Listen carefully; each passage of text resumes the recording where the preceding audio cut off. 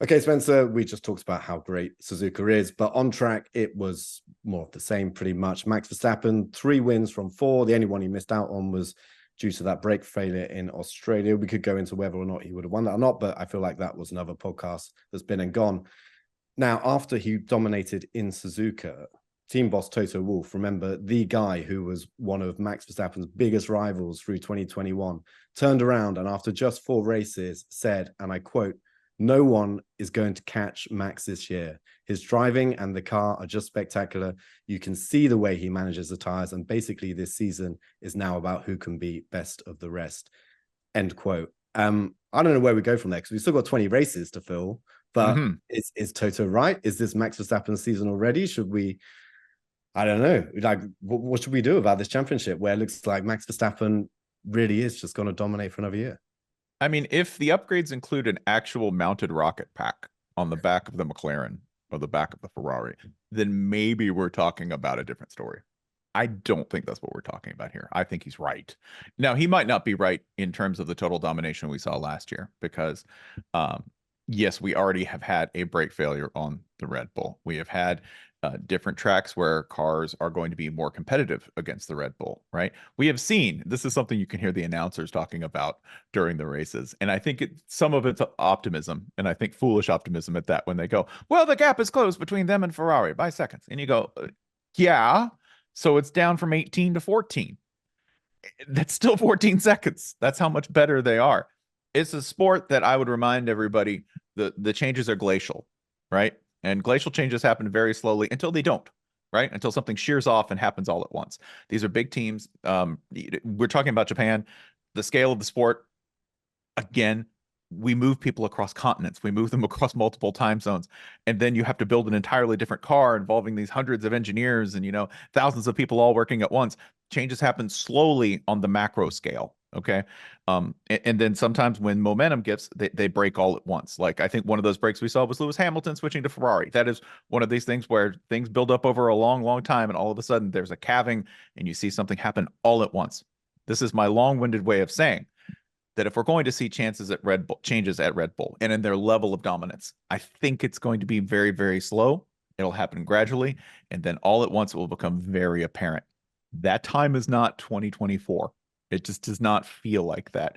So we're doing a lot of what we're going to have to do and what we did last year, which is you find drama in the 2 to 20, right? And there's plenty of that. There's plenty of drama in the 2 to 20 and in the 3 to 20 if Checo Perez continues his stellar year, because it may be worse in some respects than last year in terms of monotony because Checo's been really, really good. We don't even have the sort of drama of last year of Checo being real good and then, vacillating between mediocre and spotty and then going back to being good. We don't even have that so far. So hope for more brake failures. That's all I would say. Yeah, it's interesting that point you made. It's so true. It does take time for things to change in Formula One. And I think people are right to say that Ferrari have made progress. If you looked at the gap at the Japanese Grand Prix just 6 months ago, they were about 40 seconds off Max. This year it was 20 seconds. Now, I'm not going to turn around and try and kill anyone that means that they're about to start racing for victories, because it doesn't mean that. But it does indicate progress in the right direction.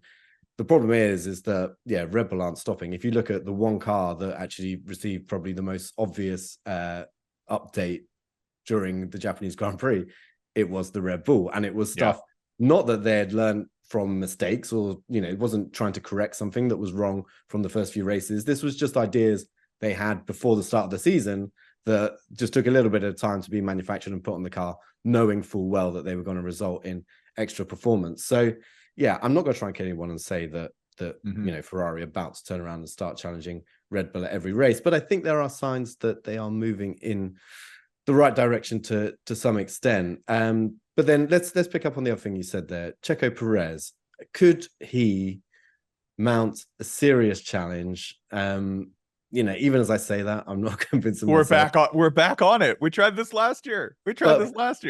But we have to ask, or are we seeing at least at the very least, a slightly different Checo this year, where we won't see him bounce between those high highs and those very low lows? Do you think there's enough from these first 4 races to draw any conclusions about the kind of Checo Perez we're going to see throughout the season?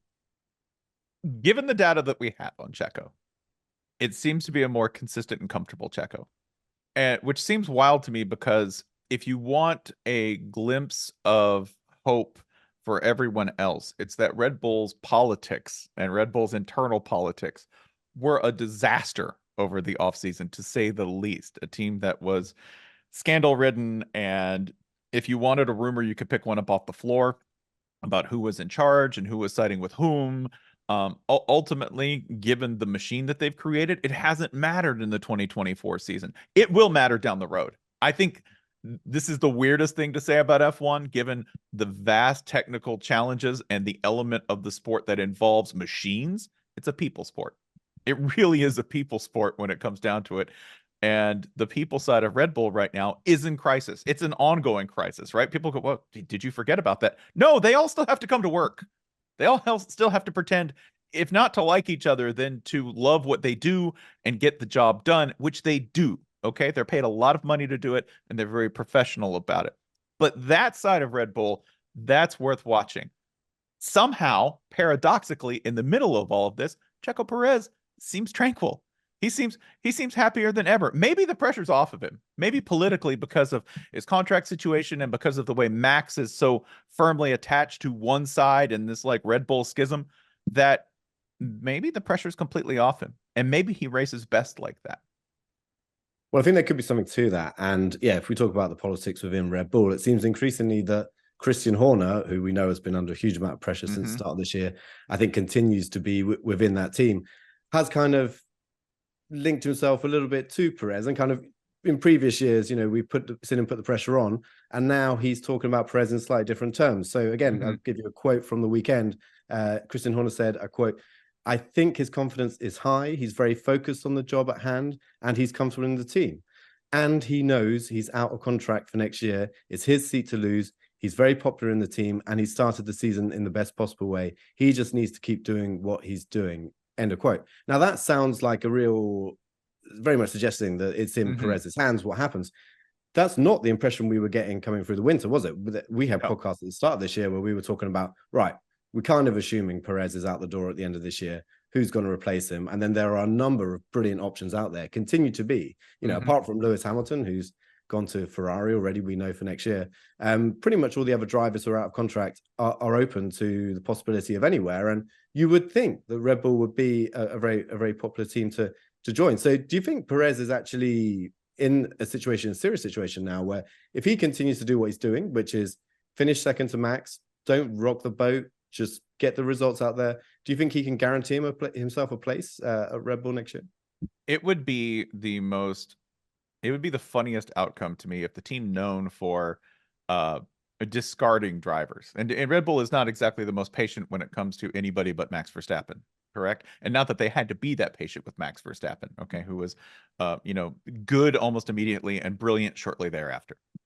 It would be the funniest outcome to me if they chose Checo Perez and kept him on board simply for the stability, because we've seen this. Checo Perez as a number 2 driver, brilliant, absolutely brilliant. Somebody who helped them win a title, like played an obvious and important role in defending and keeping pressure off of Max Verstappen at times during his first championship.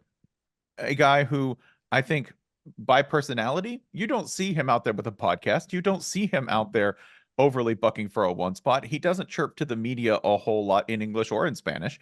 It just simply doesn't happen. He's a great pick for a number 2 driver, always has been, and would be for the next year. That would be the most ironic outcome to me if Red Bull, this team that thrives on, strife and internal competition and at times, open warfare against each other in the press, if they manage to just go ahead and keep the team together. That would be the weirdest, funniest, and not unlikely outcome. Thanks so much for watching ESPN on YouTube. And for more sports highlights and analysis, be sure to download the ESPN app. And for premium content and live streaming, subscribe to ESPN Plus.